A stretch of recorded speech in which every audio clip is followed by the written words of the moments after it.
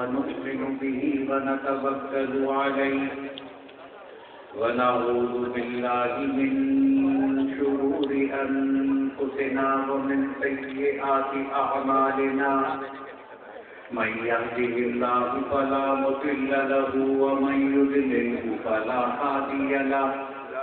ونشهد أن لا إله إلا الله وحده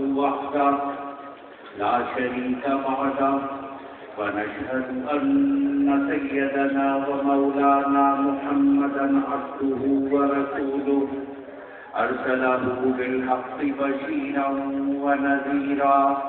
وداعيا إلى الله بإذنه وسراجا منيرا أما بعد فأعوذ بالله من الشيطان الرجيم بسم الله الرحمن الرحيم لقد كان لكم في رسول الله أسوة حسنة لمن كان يرجو الله واليوم الآخر وذكر الله كثيرا صدق الله العظيم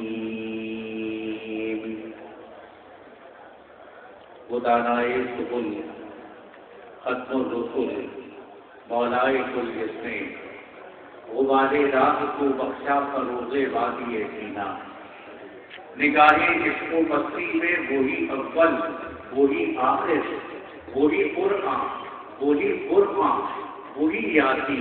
وہی طاہر اور وہ شمع اجالا جس نے کیا 40 برس تک غاروں میں ایک روز چمکنے والی تھی سب دنیا کے درباروں میں اور جو سیدھا وروں پہ کھل نہ سکا اور نقطہ وروں سے حل نہ ہوا وہ راز کی کملی والے نے بتلا دیا چند اشاروں میں ہر ابتدا سے پہلے ہر انتہا کے بعد نام نبی بلند ہے نام خدا کے بعد اور دنیا میں احترام کے لائق ہیں جتنے لوگ ہم سب کو مانتے ہیں مگر مصطفیٰ کے بعد میرے انتہائی محترم جناب امیر طارق بھائی امیر جماعت اسلامی بلدیہ ٹاؤن محترم نعیم اقبال بھائی جنرل سیکرٹری جماعت اسلامی بلدیہ ٹاؤن محترم جناب قاری احسان الرحمان صاحب محترم مولانا محمد رحیم صاحب محترم محمد سرور بھائی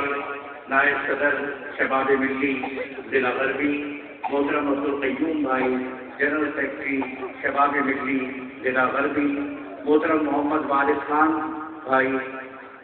صدر شباب ملی بلدیہ ٹاؤن میرے انتہائی محترم بزرگوں نوجوان دوستوں بھائیوں ساتھیوں ننھے بچوں ذکر مصطفیٰ صلی اللہ علیہ وآلہ وسلم کی محفل ہے آئیے اس محفل کا آغاز نبی اکرم صلی اللہ علیہ وآلہ وسلم پر انتہائی محبت پیار خلوص سے درود مبارکہ کے ساتھ کرتے ہیں ہم سب مل کر درود پڑھتے ہیں اللہم صلی علی محمد وعلی آل محمد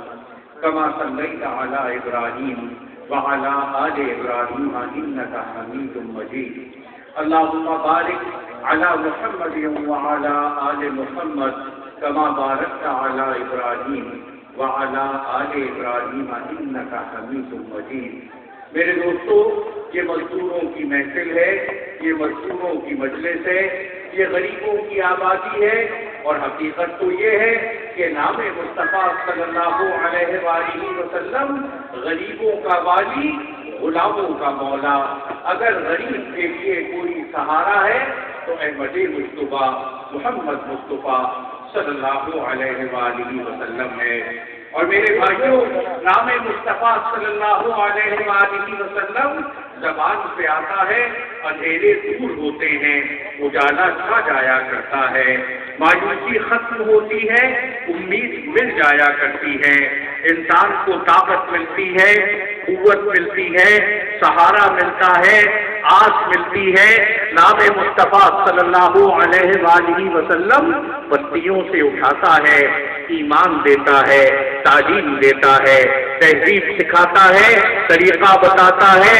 اور انسان کو معراج کی بلندیوں تک پہنچاتا ہے، منزل کا پتہ بتاتا ہے، خود نشان منزل بنتا ہے۔ کروڑوں درود احمد مجتبیٰ محمد مصطفیٰ صلی اللہ علیہ وآلہ وسلم پر، کروڑوں سلام ان پر، میرے اور آپ کے ماں اور باپ لاکھوں دفعہ ان پر قربان۔ دوستو، دنیا میں بادشاہ بے شمار آئے ہیں، وہ آئے جنہوں نے پوری زمین پر حکومت کی، وہ آئے جنہوں نے آدھی زمین پر حکومت کی۔ عجب بات ہے، میں نے آج تک کسی بادشاہ کے لیے کوئی محفل سجتے نہیں دیکھی، 4 لوگوں کو جمع ہوتے نہیں دیکھا، کسی قیصر کے لیے، کسی کسریٰ کے لیے، کسی فرعون کے لیے، کسی نمرود کے لیے۔ بادشاہوں کی داستان ظلم کی داستان، ستم کی داستان، حرص کی داستان، ہوس کی داستان۔ انسانیت بادشاہوں سے محبت نہیں کرتی۔ انسانی تاریخ میں بڑے بڑے فاتح آئے ہیں، وہ آئے جنہوں نے پوری زمین کو فتح کیا، وہ آئے جنہوں نے آدھی زمین کو فتح کیا۔ عجب بات ہے، کسی فاتح کے لیے کوئی محفل نہیں سجتی۔ میں نے آج تک کسی سکندر کے لیے، چنگیز کے لیے، ہلاکو کے لیے، نیپولین کے لیے انسانوں کو جمع ہوتے نہیں دیکھا۔ انسانیت فاتحین سے محبت نہیں کرتی۔ فاتحین نے انسانوں پر روک جمانے کے لیے بڑی بری انسانی بستیوں کو آگ لگا کر جلایا ہے۔ فاتحین نے انسانوں کی کھوپڑیوں کے مینار بنائے ہیں۔ انسانیت فاتحین سے محبت نہیں کرتی۔ پوری انسانی تاریخ مالداروں کے ناموں سے بھری پڑی ہے۔ کوئی قارون آیا ہے، کوئی حامان آیا ہے، کوئی شداد آیا ہے۔ ان مالداروں نے اپنی تجوریوں کو بھرنے کے لیے انسانوں پر بھوک، غربت، بے روزگاری، مفلسی مسلط کی ہے، اپنی تجوریوں کو بھرا ہے۔ عجب بات ہے، کسی مالدار کے لیے کوئی محفل نہیں سجتی۔ اور آپ جس گلی سے گزر جائیں، آپ جس محلے سے گزر جائیں، ربیع الاول کا مہینہ ہے، محفل سجی ہوئی ہے تو احمد مجتبیٰ محمد مصطفیٰ صلی اللہ علیہ وآلہ وسلم کے لیے محفل سجی ہے۔ نعت پڑھی جاتی ہے تو ان کے لیے پڑھی جاتی ہے، منقبت بیان ہوتی ہے تو ان کے لیے بیان ہوتی ہے۔ اور میرے دوستوں، یہ عجیب بات ہے، مالداروں کے لیے محفل نہیں سجتی، محفل سجتی ہے تو عرب کے اس بوریا نشین کے لیے کہ جس کے گھر میں چاندی تھی نہ سونا تھا، اور ٹوٹا بوریا جس کا بچھونا تھا، وہ جس نے غربت کے حالت میں زندگی گزاری ہے، وہ جس نے دنیاوی مال و متاع سے منہ موڑ کر اپنے رب کی جدوجہد کی ہے۔ اس لیے ذکر مصطفیٰ صلی اللہ علیہ وآلہ وسلم وہی ایک ہستی ہے جس نے انسانیت کو آگ کے گڑھے میں گرنے سے روکا ہے، انسانیت کو سینے سے لگایا ہے، جس کے دکھوں کا مداوع کیا ہے، جس کے زخموں پر مرہم رکھا ہے، جسے پیار دیا ہے، جسے محبت دی ہے، جسے چاہت دی ہے، جسے راستہ دکھایا ہے، جسے اللہ رب العالمین سے ملایا ہے۔ میرے دوستو، لیکن آج ایک ایسے ماحول میں جب نبی اکرم صلی اللہ علیہ وآلہ وسلم ان کی ذات کو نشانہ بنایا جا رہا ہے، وہ مغرب ہے، کبھی میرے نبی کے توہین آمیز خاکے بناتا ہے، ان کے سافے سے جھانکتے ہوئے میزائل دکھاتا ہے، ان کا رشتہ کسی دہشت گردی سے جوڑنا چاہتا ہے، کبھی ان کے دانش پر کھڑے ہوتے ہیں، کہتے ہیں اسلام پھیلا تلوار کے زور سے پھیلا ہے۔ اس لیے ایک ایسے ماحول میں آئیے نبی اکرم صلی اللہ علیہ وآلہ وسلم کی سیرت سنتے ہیں۔ میرے دوستو، وہ جو کہتے ہیں اسلام تلوار کے زور سے پھیلا، میں اس سے کہنا چاہتا ہوں تلوار گر گئی ہے، واپس پلٹ جانا چاہیے تھا، لیکن الحمدللہ ثم الحمدللہ اگر آج بھی لوگ جمع ہیں، اگر آج بھی لوگ دین پر قائم ہیں، اس کا یہ مطلب ہے کہ دین پھیلا ہے، نبی اکرم صلی اللہ علیہ وآلہ وسلم کے سیرت و کردار سے پھیلا ہے، اخلاق و ادوار سے پھیلا ہے، محبت سے پھیلا ہے، ایثار سے پھیلا ہے۔ اور وہ واقعہ آپ کے سامنے بیان کرتا ہوں کہ نبی اکرم صلی اللہ علیہ وآلہ وسلم کوہ صفا پر کھڑے مکے والوں کو بلا رہے ہیں، کہہ رہے ہیں یا صباحا یا صباحا، مکے والوں صبح کا حملہ ہو گیا، مکے والوں صبح کا حملہ ہو گیا، اور مکے والے ہیں چاروں طرف سے اس صفا کی چوٹی کے سامنے پہنچتے ہیں، دیکھتے ہیں صفا کی چوٹی پر عبد المطلب کا پوتا موجود ہے،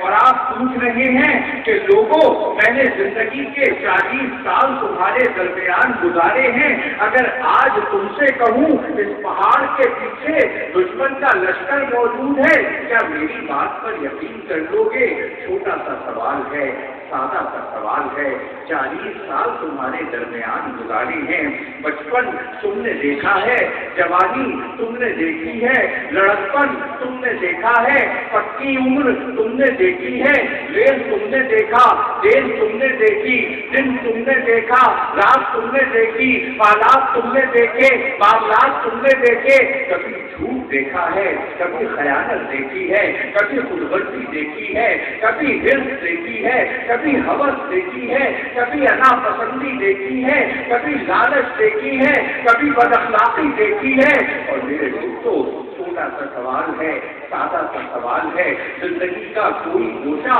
تمہاری نگاہوں سے چھپا ہوا نہیں ہے، بتاؤ کہ آج تم میری زندگی میں کوئی دو رنگی دیکھتے ہو، ملامت دیکھتے ہو؟ ایک آدمی دائیں جانب سے کھڑا ہوتا ہے، کہتا ہے اے محمد صلی اللہ علیہ وآلہ وسلم، تم صادق ہو، سچے ہو، امین ہو، امانت دار ہو، تم کہو گے پہاڑ کے پیچھے دشمن کا لشکر موجود ہے، ہم تمہاری بات پر یقین کریں گے۔ اور میرے دوستو پہلا آدمی بیٹھتا ہے، دوسرا آدمی کھڑا ہوتا ہے، یاد رکھیے گا وہ کفار مکہ تھے، دوسرا آدمی کہہ رہا ہے اے محمد صلی اللہ علیہ وآلہ وسلم، مجھے پہاڑ پر چڑھنے کا موقع مل جائے، اس کا دامن میری نگاہوں کو نظر آنے لگے، مجھے پہاڑ کے دامن میں دشمن کا کوئی لشکر نظر نہ آتا ہو، لیکن میرے کان سنے تمہاری زبان کہہ رہی ہو دشمن کا لشکر پہاڑ کے دامن میں موجود ہے، میں سمجھوں گا میری آنکھ جھوٹ دیکھتی ہے، اس لیے کہ تجربے کی کسوٹی نے بتایا ہے زبان مصطفیٰ صلی اللہ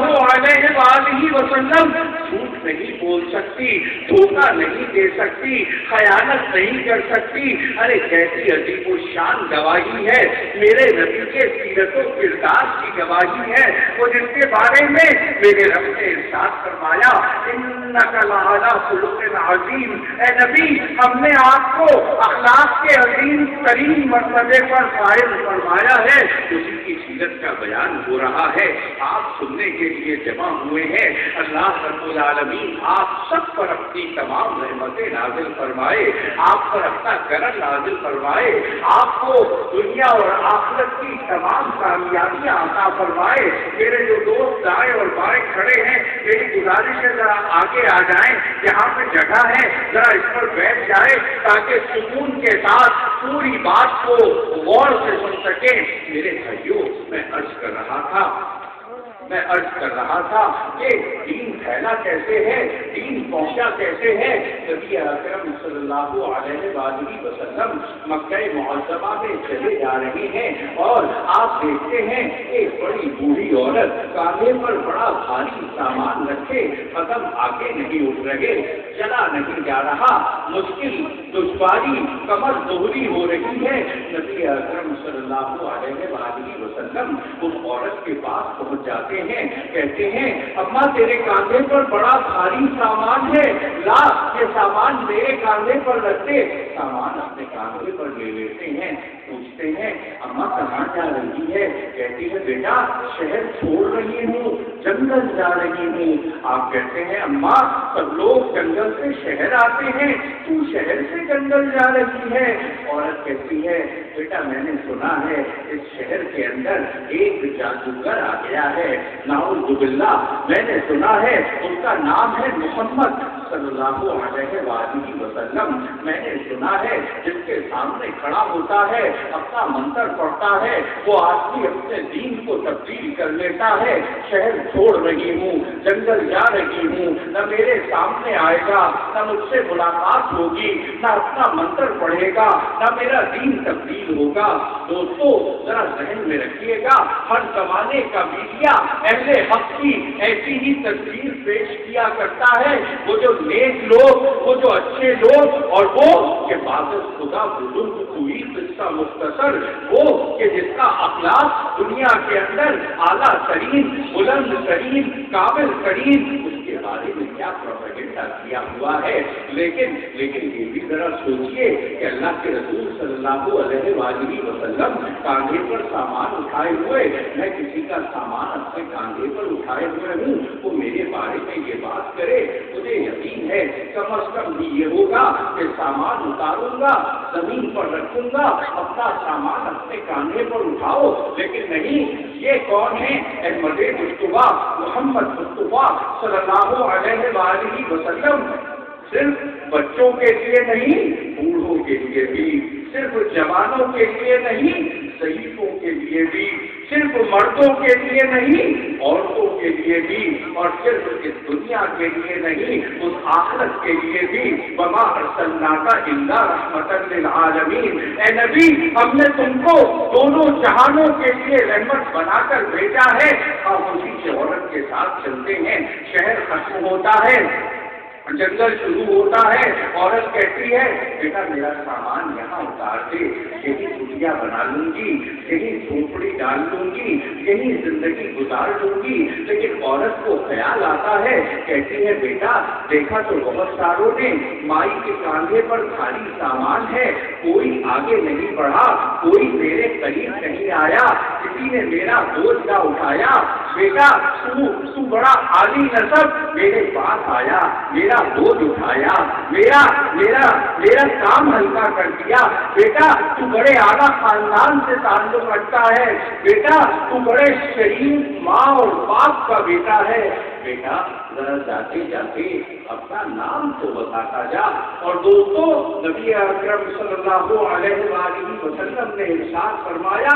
اماں میرا ہی نام محمد ہے صلی اللہ علیہ وآلہ وسلم۔ اگلے لمحے تصویر بدل گئی، نام مصطفیٰ صلی اللہ علیہ وآلہ وسلم پروپیگنڈا کے شیطانی پردے آنکھ کے آگے سے گر گئے، اب نظر آ گیا وہ تو شہر سے جنگل پہنچی تھی، اب جنگل سے شہر آ رہی تھی۔ نبی اکرم صلی اللہ علیہ وآلہ وسلم کے کاندھے پر اس عورت کا سامان ایک دفعہ پھر موجود تھا، لیکن پہلا سفر حالت کفر کا سفر تھا اور دوسرا سفر دامن مصطفیٰ صلی اللہ علیہ وآلہ وسلم کو تھام کر کلمہ طیبہ لا الہ الا اللہ محمد الرسول اللہ پڑھ کر حالت ایمان کا سفر تھا۔ دین ایسے پھیلا ہے، دین ایسے پہنچایا ہے، انسانوں کے دلوں کو اس طرح مسخر کیا ہے۔ اور میرے دوستو جب سیرت مصطفیٰ صلی اللہ علیہ وآلہ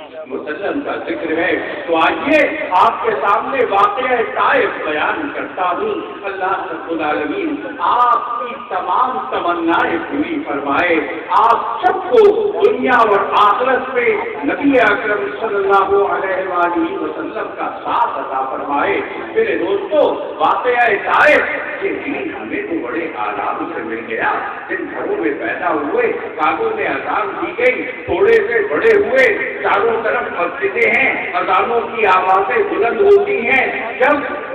رمضان المبارک آئے ماحول ہوتا ہے، جب ربیع الاول آئے ایک ماحول ہوتا ہے۔ اس دین کے لیے سختیاں برداشت کی ہیں، نبی اکرم صلی اللہ علیہ وآلہ وسلم نے برداشت کی ہیں۔ اور میرے دوستو ذرا ان سختیوں کا تذکرہ سنیے کہ نبی اکرم صلی اللہ علیہ وآلہ وسلم 14 دن پیدل سفر کر کے طائف پہنچے ہیں۔ کتنے دن؟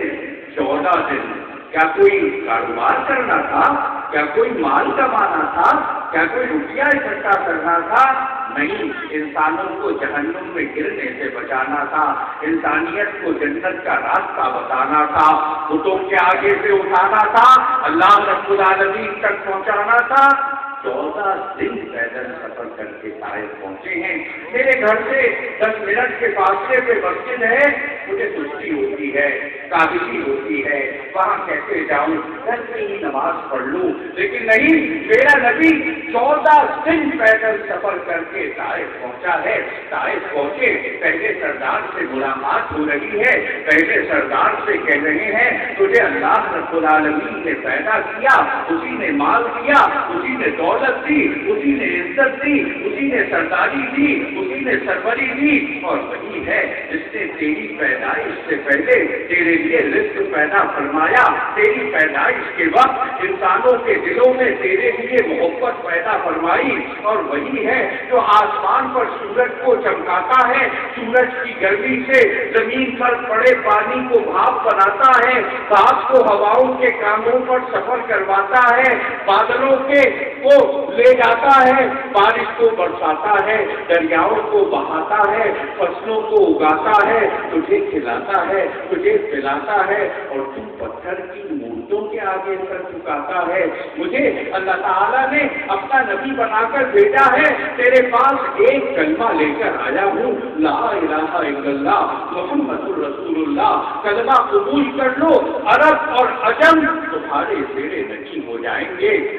میرے دوستوں، یہ پیغام اس کو دیا، لیکن سردار نہیں تھا، سردار تھا، جس کی آنکھوں کے آگے دولت کے پردے پڑے ہوئے تھے۔ کہنے لگا اللہ تعالیٰ نے ایسا نبی بنا کے بھیج دیا جس کے پاس اپنا گھوڑا بھی موجود نہیں، نعوذ باللہ کعبے کے پردے پھٹ جائے۔ اگر تم مال والے ہوتے، اگر تم دولت والے ہوتے، اگر کرو فر کے ساتھ آتے، اگر لاؤ لشکر کے ساتھ آتے، اگر دولت کے انبار کے ساتھ آتے، میں تمہاری بات کو قبول کر سکتا تھا۔ پہلے نے مسترد کیا، دوسرے کے پاس پہنچے، یہ دعوت اور پیغام دی، وہ کہنے لگا تم اللہ کے سچے نبی، تمہارے لیے مناسب نہیں، تم اللہ کے جھوٹے نبی، میرے لیے مناسب نہیں کہ تم سے بات کروں۔ تیسرے کے پاس پہنچے، تیسرا کہنے لگا اگر اقتدار تمہیں ملے گا مجھ سے معاملہ طے کرو کہ میرا اقتدار میں کیا حصہ ہوگا۔ تینوں نے مسترد کیا، بازار طائف کے اندر نکلے، انسانوں کو رب کا پیغام پہنچانے کے لیے تینوں سردار سر جوڑ کر بیٹھ گئے، کہا کہ تو بازار طائف میں کھڑا انسانوں کو اللہ کا پیغام سناتا ہے، اگر اس کا پیغام انسانوں نے سن لیا تو ہمارا اقتدار ختم ہو جائے گا۔ انہوں نے لفنگوں کو جمع کیا،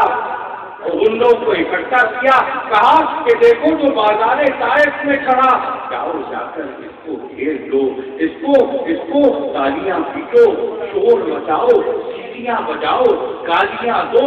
برا کہو، بھلا کہو، اسے طائف سے باہر نکالو۔ میرے دوستوں، میرا نبی رحمت طائف کے بازار میں اکیلا اور تنہا کھڑا، چاروں طرف سے غلے برآمد ہوتے ہیں اور تالیاں پیٹی جا رہی ہیں، سیٹیاں بجائی جا رہی ہیں، شور مچایا جا رہا ہے، برا بھلا کہا جا رہا ہے، اور میرے دوستوں میرا نبی اکیلا ساری شیطانیت کا مقابلہ کر رہا ہے، چہرے پہ مسکراہٹ ہے، آنکھوں میں چمک ہے، ماتھے پر کامیابی کی جھلک ہے، اور اس وقت شیطان کو ملا جاتا ہے، دیکھتے ہی دیکھتے ہاتھوں میں پتھر آتے ہیں اور نبی اکرم صلی اللہ علیہ وآلہ وسلم چاروں طرف سے پتھر برس رہے ہیں۔ آمنہ کے لال کو بازار طائف میں پیٹا جا رہا ہے، جسم زخمی ہو رہا ہے، خون آلود ہو رہا ہے، کپڑے خون آلود ہیں، جوتوں میں خون جمع ہے۔ آئے آمنہ کا لال کس جگہ پر موجود ہے؟ اور میرے دوستوں اس کیفیت میں یہ بھوک بھی ہے، پیاس بھی ہے، تھکن بھی ہے، اور جسم سے خون بہا ہے، غشی آتی ہے، بے ہوش ہوتے ہیں، زمین پہ گرتے ہیں، چہرے پر پانی ڈالا جاتا ہے، بغلوں میں ہاتھ دیا جاتا ہے، اٹھا کر کھڑا کیا جاتا ہے، کہا جاتا ہے وہی کہو جو تم کہہ رہے تھے۔ اور نبی اکرم صلی اللہ علیہ وآلہ وسلم طائف سے باہر نکلتے ہیں، عطار کے باغ میں پناہ لیتے ہیں، جوتوں میں اتنا خون جمع ہوا ہے، جوتے بدن سے چپک کر رہتے ہیں، بڑی مشکل سے جوتے اتارتے ہیں، بدن وضو کرتے ہیں، 2 رکعت نماز پڑھتے ہیں، اپنے رب کے آگے ہاتھ پھیلا دیتے ہیں، اے میرے اللہ کس کے حوالے کرتا ہے؟ تو مجھے جانتے نہیں، تو مجھے پہچانتے نہیں، تو میرے مقام سے واقف نہیں، اے میرے اللہ میں تیرے نور کی پناہ چاہتا ہوں اس بات سے کہ لوگوں میں سے میری ہوا اکھڑ جائے، لیکن اے میرے مالک تیرے بندے کے ساتھ جو ہوا ہے تو نے دیکھا ہے، اگر تو اس پر راضی ہے تو میں بھی اس پر راضی ہوں۔ راضیت مرضیہ جس سے بہتر تفسیر نہیں ملتی۔ بندہ تو مالک کی رضا کی تلاش میں نکلا ہے، اے مالک بندہ پیٹا جائے، زخمی کیا جائے، اگر تو اس پر راضی ہوتا ہے تو تب بھی میں تیری رضا کا متلاشی ہوں۔ لیکن میرے دوستو ادھر حبیب کی تکلیف نے محبوب کے عرش کو ہلایا ہے، چہرے پر ہاتھ پھیرے ہیں، دیکھا سامنے جبریل امین کھڑے ہیں، کہہ رہے ہیں یا رسول اللہ صلی اللہ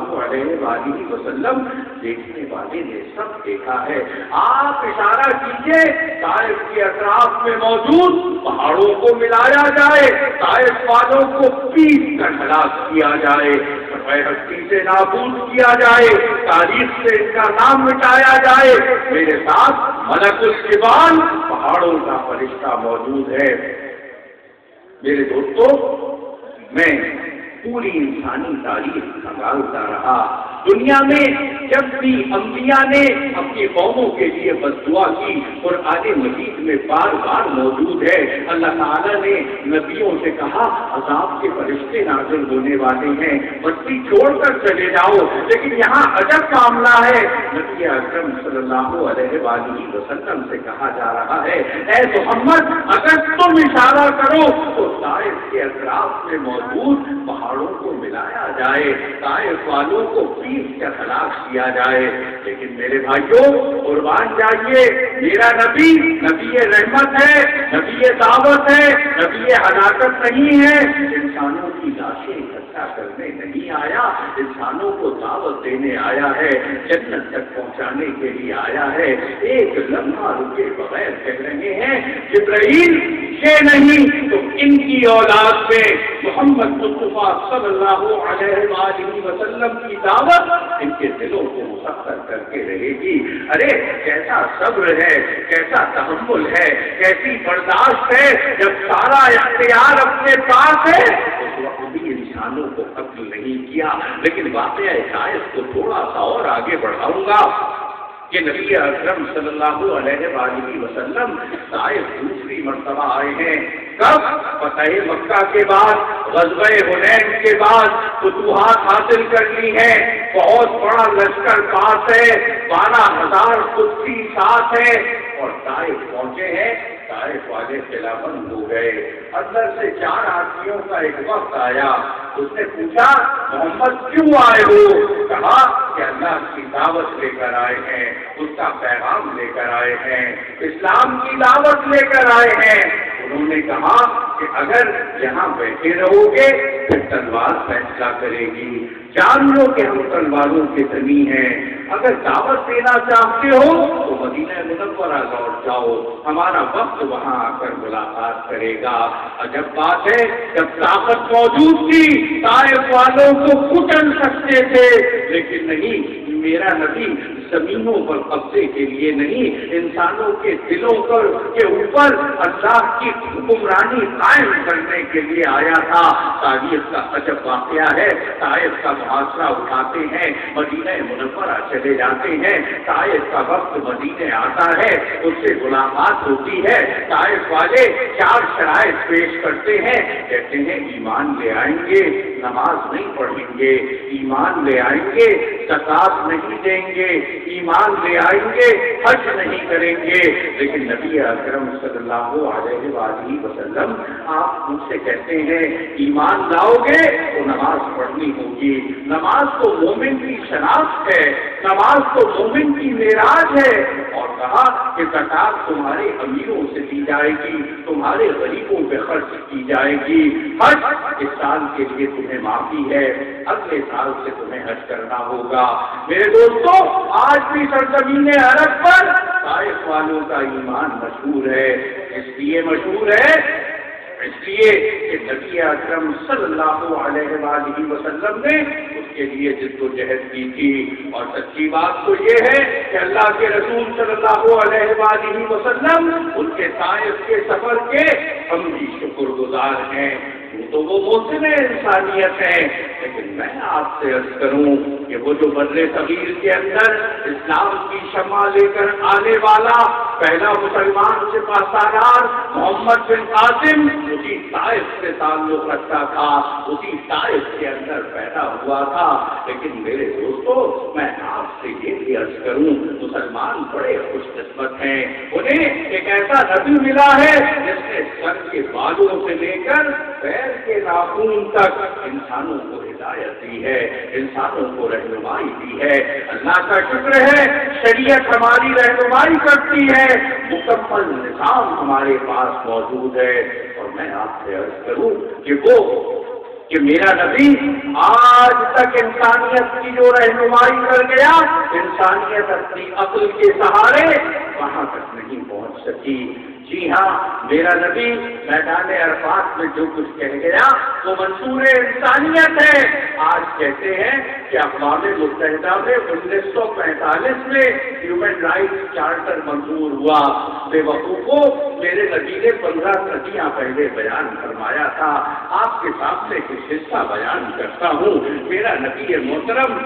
میدان عرفات میں ارشاد فرما رہا تھا، کسی گورے کو کسی کالے پر، کسی کالے کو کسی گورے پر، کسی عربی کو کسی عجمی پر، کسی عجمی کو کسی عربی پر کوئی فوقیت نہیں۔ فوقیت حاصل ہے تو تقویٰ کو حاصل ہے۔ تم سب آدم کی اولاد، آدم کو مٹی سے پیدا کیا گیا۔ میرے دوستو، کیسا عظیم الشان پیغام ہے۔ کوئی بڑا نہیں، کوئی چھوٹا نہیں، کوئی کمتر نہیں، کوئی